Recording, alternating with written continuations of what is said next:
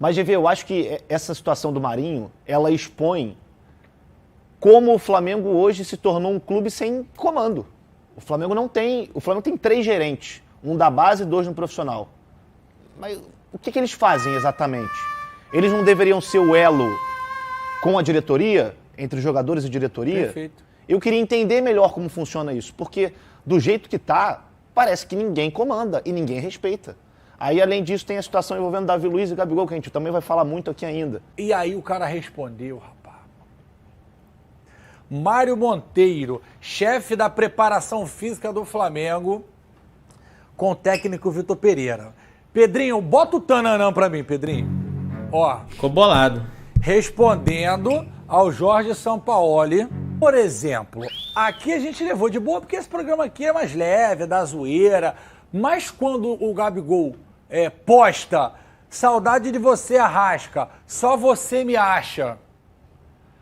Ficou legal, é brincadeira. Mas se o outro cara que tá ali pra dar a bola pra ele pode ter ficado chateado ou não? Lavagem de roupa suja no Flamengo. Presidente do clube, Rodolfo Landim e Marcos Braz devem ir ao Ninho do Urubu. Vamos assistir isso agora no debate.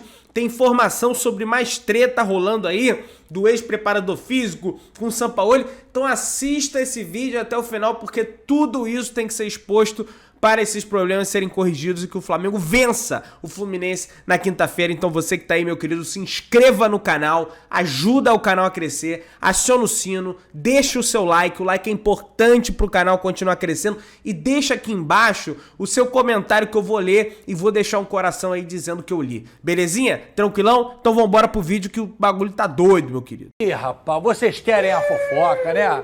Vocês gostam da fofoca. O João tá lá. Vamos falar de Marinho. Flávio Amêndola, problemas com viagens, machucados. São Paulo queria levar a galera machucada. Marinho falou que o machucado não vai. Mas tem chefe, tem hierarquia. A ordem é para ser cumprida. Tem a galera que não gosta, né, de escutar a ordem, não gosta de cumprir o que é mandado pelo chefe.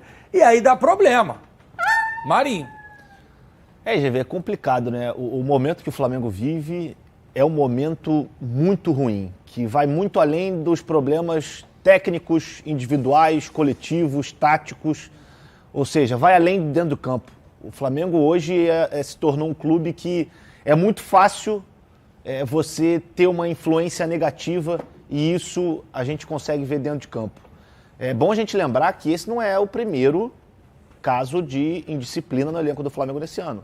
A gente teve o Vidal no Campeonato Estadual, não sei se você lembra, que até foi chamado a atenção pela direção do Flamengo. Depois ele faz uma live falando do Colo-Colo, se eu não estou enganado. Isso. E agora você tem essa situação do Marinho. Fora os bicos na garrafa, de água, né? Exatamente, fora jogadores insatisfeitos, algo absolutamente natural.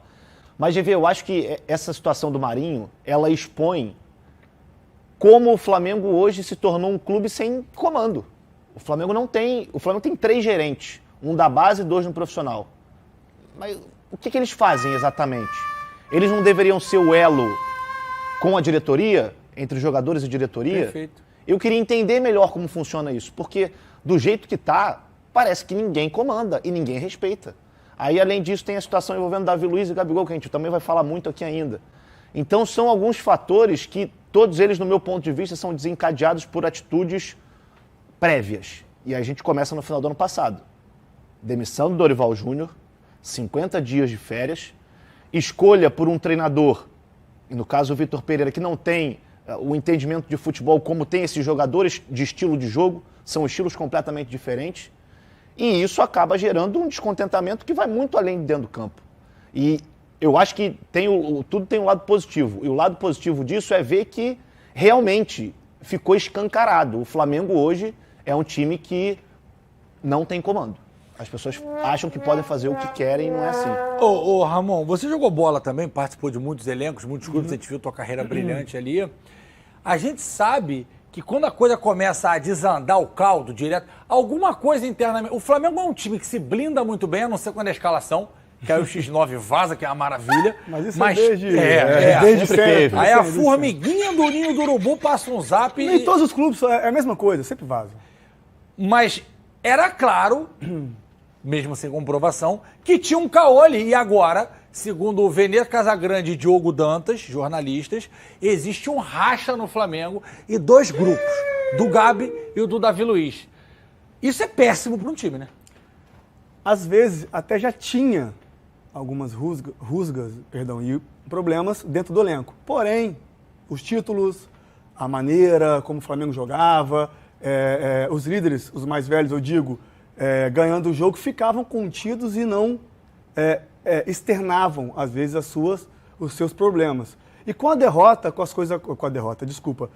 o mau volume de jogo do Flamengo, para a equipe que o Flamengo tem, pode ser que isso agora se escancare. Veio o Marinho, como você falou, ordem é para ser cumprida.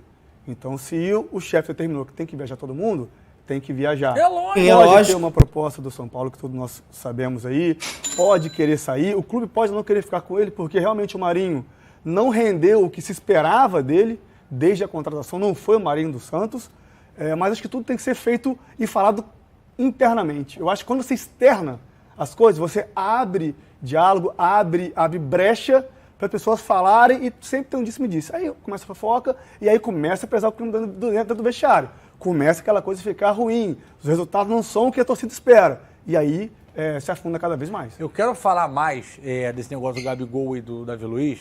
E antes de a gente botar uma arte aqui na tela, dá só uma segurada, eu falo isso aqui desde o Carioca. O Flávio estava lá na final trabalhando com a gente. O jeito que o Flamengo volta para o segundo tempo, tomando de 2-0 contra o Fluminense, 2-0 não estava empatado, porque o primeiro jogo foi 2-0 do Flamengo, ainda era pênalti. Todo mundo olhando pro chão, ninguém olhava para ninguém, pô, vamos lá, tá.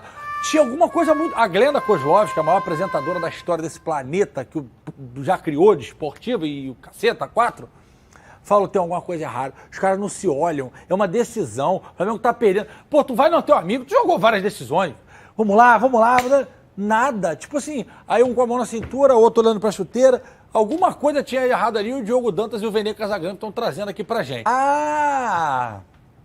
Rodinei, Rodilindo, foi ontem o nosso Charla Podcast, meu parceiro Cantarelli, do Betão. E falou sobre Davi Luiz, da importância de ter o Davi Luiz no elenco e citou um episódio da Copa do Brasil. Bota na tela aí. Aí quando o Davi pergunta pro Vitor Hugo, você é o 7º, ele fala assim, tá. Mas sabe aquele tá quase... Né? Garoto, né? Sabe o tá que não tá? Aí o Davi fala, não. Quem vai bater o 7º é o Rodi. Caraca, foi o Davi que falou. Aí o Dorival, os caras tudo lá, ó, quem vai bater o 7º é o Rodi. Passa tudo na cabeça que não era pra eu bater o 7º pênalti, não era o Vitor Hugo e sobrou pra mim, irmão. É o destino, irmão. Você tem um cara desse no grupo, Ramon, que vai lá e fala assim, não, você que vai bater, Ramon. E um cara do tamanho do Davi, né? Você pode questionar, não tá jogando, não tá na melhor... Mas é o Davi Luiz. Isso ajuda muito, né? Uma liderança positiva. Sim. Que o Davi, a gente do futebol sabe que o Davi tem essa liderança muito positiva. Sempre teve, foi o que você falou, pode não estar no melhor momento dele. Sim, normal. Mas é o Davi do Chelsea, do PSG, do Arsenal, um jogador gigante. E ele ter feito isso, eles eram muito próximos, né? E o Rodinei vinha daquela fase de muito questionamento. E estava voando essa época da Copa do Brasil. Então acho que coroou muito o Rodinei também, que eu sou fã, gosto muito dele. Merecidamente bateu o último pênalti e foi campeão com o Agora sim, quem tá de fora talvez nunca entenda isso, ou talvez entenda e não queira. Mas a gente que jogou futebol, ou quem vive o meio de futebol, sabe que o cara, quanto mais títulos ele ganhou na carreira, quanto mais vitorioso ele é, mais voz ele tem para falar e para as pessoas que estão começando escutarem, ou que já, mesmo que não estão começando. O que eu quero te perguntar, Amêndola? Se for comparar a carreira Davi e Gabigol, a do Davi é muito maior. No Flamengo, o Gabigol é maior. Carreira na Europa, ou eu tô falando alguma besteira? Não. Então, assim, no mundo ideal, o Gabriel tem que escutar o Davi Luiz, que é muito mais experiente, vitorioso. Pô, gente, mas a gente tá falando de Flamengo. Não tá falando... E no Flamengo, quem é maior? Pô...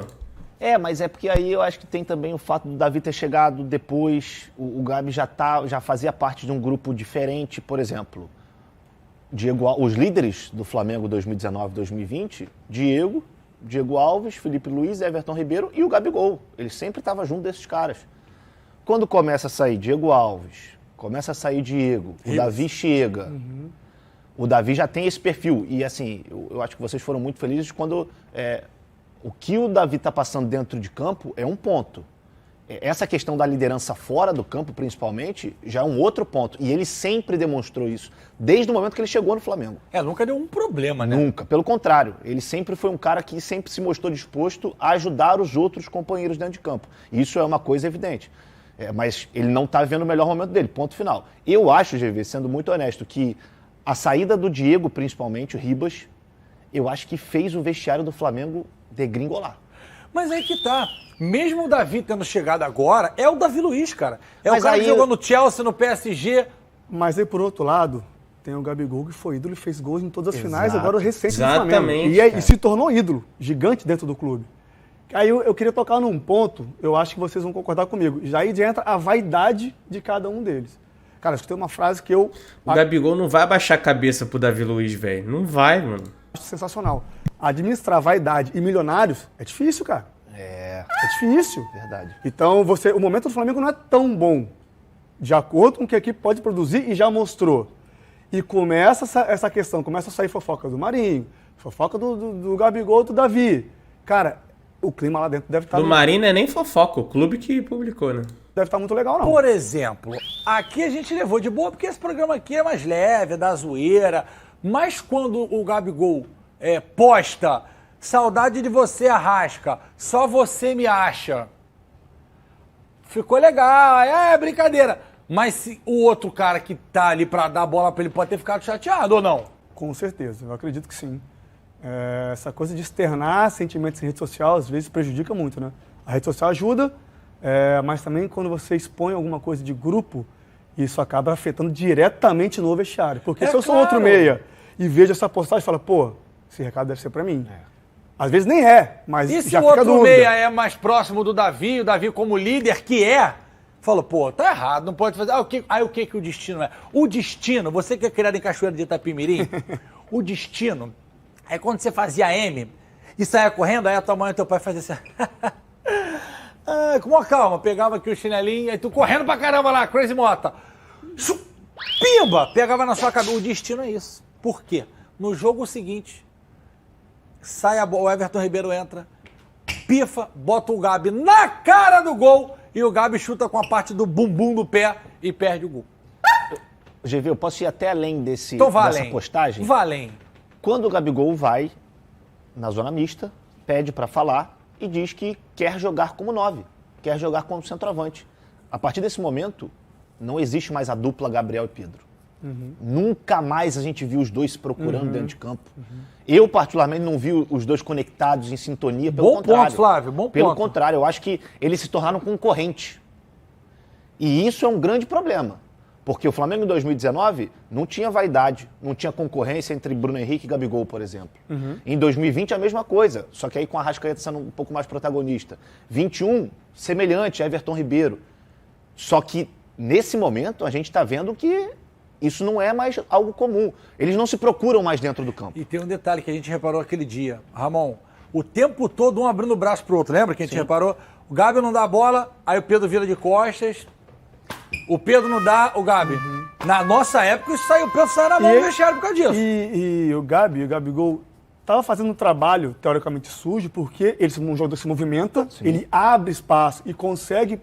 Ele tem essa qualidade de vir de trás com a bola no pé e fazer um 2, conseguir entrar na área. A cobrança, às vezes, dele ter que fazer o gol, pode ter gerado essa fala dele querer ser o 9. Verdade. E aí ele bate junto com o Pedro, que vive num momento sensacional, fazendo tudo quanto é gol. Se eu não me engano, até convocado para a seleção, começa esse embate. E isso aí pode ter também desgastado mais um pouco o clima lá dentro. Bom, tudo na vida é uma questão de perspectiva.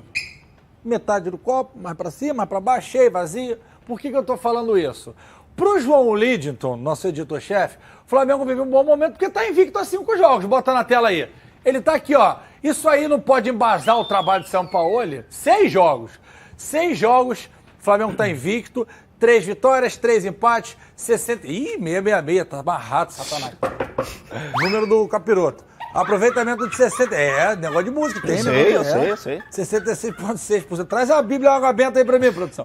8 gols pró, 4 sofridos. Aí o Flamengo ganhou do Goiás, ganhou do Bahia fora, mas também pagou... Cara, mas aí, ó, Goiás, Bahia, Corinthians mal, Nublense, pô, perder também, né?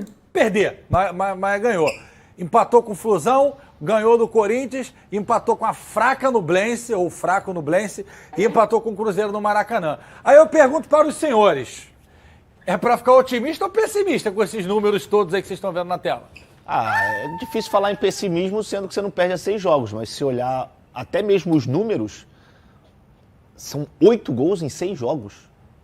Um time como o Flamengo... Tanto de atacante bom, é muito bom. Tanto de chance que é criada, né? Exato. Toda hora, Pouquíssimo gol. digo, os atacantes têm 2, 3 chances cada uma por jogo de fazer o gol. É muito pouco pelo que o Flamengo vinha produzindo. Ok, o trabalho do São Paulo está no começo? Está. Esses 6 jogos invicto ajuda ele a ter uma tranquilidade de querer demonstrar, ter continuação do trabalho, implantar o que ele pensa, ajuda. Mas eu acho que o Flamengo pode ter um volume maior e pode produzir muito mais. Até porque, individualmente, eles têm quase todos os melhores do Brasil no mesmo time, né? É muito talento para 8 gols em 6 jogos. É uma média um pouco superior a 1 gol por jogo. Teoricamente não, na prática, efetivamente, é a maior invencibilidade do Flamengo em 2023. Sim. Mas como esse ano está sendo uma verdadeira... Fala. Não quer dizer muita coisa, né? Eu acho que não. E assim, respondendo a pergunta que falta para convencer, falta ter isso que o Ramon falou. Falta ter volume, falta ter controle, falta ter intensidade, falta organização. Que ele perde, pressiona, que era E não nítido existe do mais. Flamengo. Porque não adianta pegar só olhar número. Tem que ver o jogo, tem que ver o desempenho e tá horrível. Hoje o Flamengo não consegue pressionar e não consegue jogar com a linha baixa. Sabe por que ele foi bom vocês terem Espaçado falado em isso? campo, Totalmente. fica espaçado, perde a bola, a defesa está muito Uma longe do ataque. morosidade. Foi bom vocês terem tocado nesse assunto. Porque o São Paulo, toda hora ele vai falar, ele bota na conta na parte física do Flamengo. Aliás, o preparador físico lá do Flamengo tá no Falou, Botafogo do Rafael. Daqui a pouco eu vou falar mais sobre isso aí. E aí o cara respondeu, rapaz. Mário Monteiro, chefe da preparação física do Flamengo, com o técnico Vitor Pereira. Pedrinho, bota o tananã pra mim, Pedrinho. Ó. Ficou bolado. Respondendo ao Jorge Sampaoli, Mário Monteiro, chefe da preparação física do Flamengo. Prestem atenção em casa. Não concordo de jeito algum com essas críticas, porque nós sempre treinamos com alta intensidade. E o Flamengo, acima de tudo, tem um departamento altamente qualificado, com muita gente competente, onde sempre monitoramos os nossos treinos. E segundo, acho que isso é uma forma de ele, Sampaoli, fugir às suas responsabilidades e estar sempre a atacar o preparo físico. Ih, rapaz! Virou série lá do Multishow, o negócio da fofoca. Porque assim, o Mário Monteiro fala isso, mas o que a gente viu nas últimas semanas foi Everton Ribeiro sentindo no treino da manhã, Gerson sentindo no aquecimento, Arrascaeta sentindo no aquecimento, teve mais um, eu sempre esqueço o quarto. Léo Pereira saindo com o dono, mas teve mais um no aquecimento, no pré-jogo. Gerson.